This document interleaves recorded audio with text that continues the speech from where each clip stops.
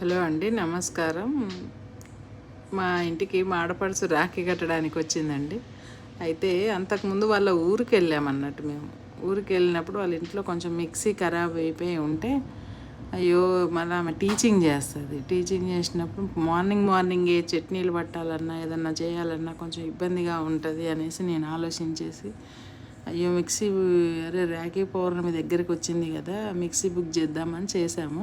అదే మిక్సీ మా ఆడపడుచు రాఖీ పండగకు వచ్చినప్పుడు మా అబ్బాయి బెడ్షీట్లలో బొంతల్లో మూట కట్టి తీసుకొచ్చి సర్ప్రైజ్ చేద్దామని తీసుకొచ్చి పెట్టాడు ముందు. సో తనకి అది పెట్టినాం, కానీ ఆల్రెడీ నాకు ఉన్నది ఖరాబ్ అయిందని బాగా చేయించుకున్నాము, నాకు ఇది ఎందుకు అన్నట్టుగా ముఖంలో ఆనందం లేకుండే.